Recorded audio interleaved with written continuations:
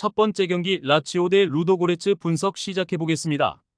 라치오는 난적 포르투도 잡아내며 유로파 리그 선두를 달리고 있으며 니스와 포르투 등 쉽지 않은 팀들을 만난 4라운드까지였는데 평균 3골 정도를 뽑아냈고 두 차례나 클린시트로 경기를 마무리했고 임모빌레가 타 리그로 이적했지만 블라의 디아와 카스테아노스, 자카그니 등이 공백을 잘 메웠고 베지노의 중원 존재감도 확실하다. 루도고레는 빌바오 상대로 홈에서 승점 추가에 실패하며 플레이오프행이 불투명해졌으며 슬라비아 프라하와 안터레흐트 등 할만한 상대를 만나 전패한 것이 컸고 그래도 아직은 플레이오프행을 노리고 있기에 원정에서 집중력을 끌어올릴 것이며 콰드오 두아를 공격의 천병으로 내세워 역습에 임할 것이고 두아르테가 중원의 라인을 올릴 것이다.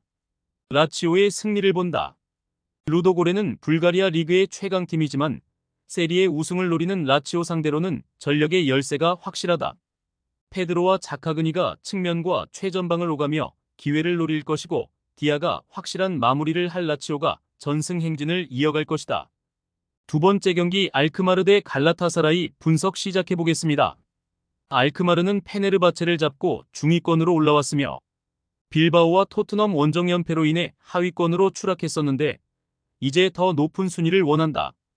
부진했던 원정과 달리 홈에서는 강팀 상대로도 연속 3골을 기록하는 등 경쟁력을 보였고 이 경기 역시 팀의 주포인 페럿을 앞세워 홈에서 승리를 노린다.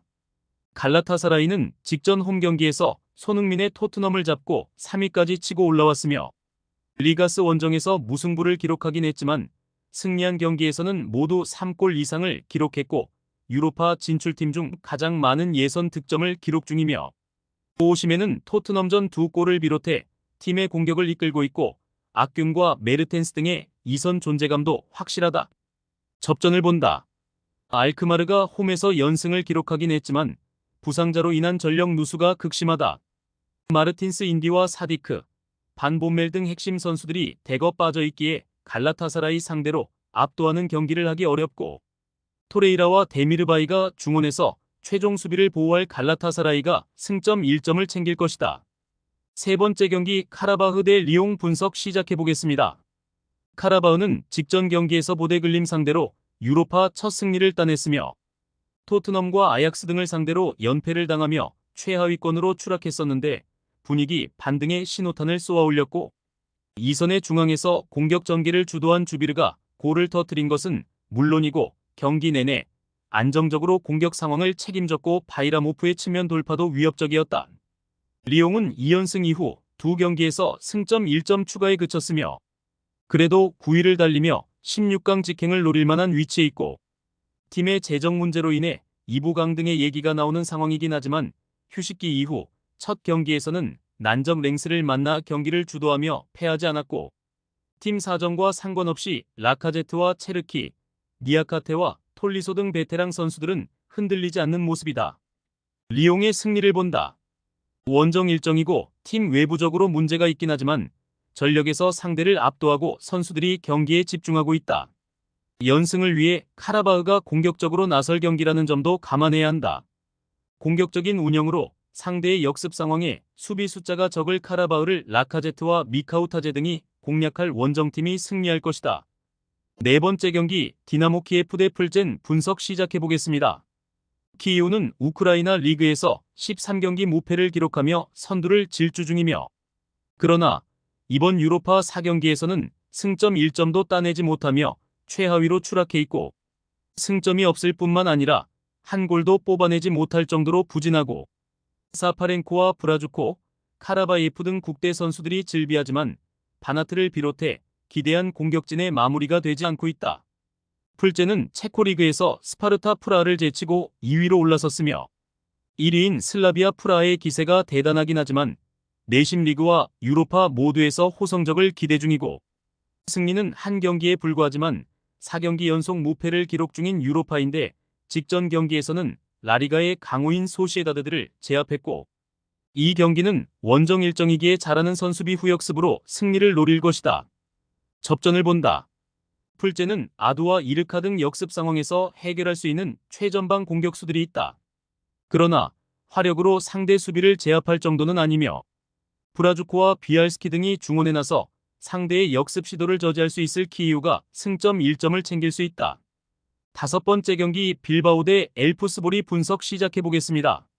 빌바오는 첫 경기였던 로마 원정에서 무승부를 기록했지만 그 이후 3연승에 성공하며 선두권으로 올라왔으며 체코리그 선두인 슬라비아 프라하를 비롯해 에레디비지의 강호인 알크마르를 잡는 등 내용도 좋았고, 그리고 그들이 잘하는 홈 경기를 통해 선두 등극을 노릴 것이며, 골키퍼인 우나이 시몬과 2선 공격수인 베렌게르가 부상을 안고 있지만 나머지 선수들은 정상적으로 나설 수 있는 풀 전력이다.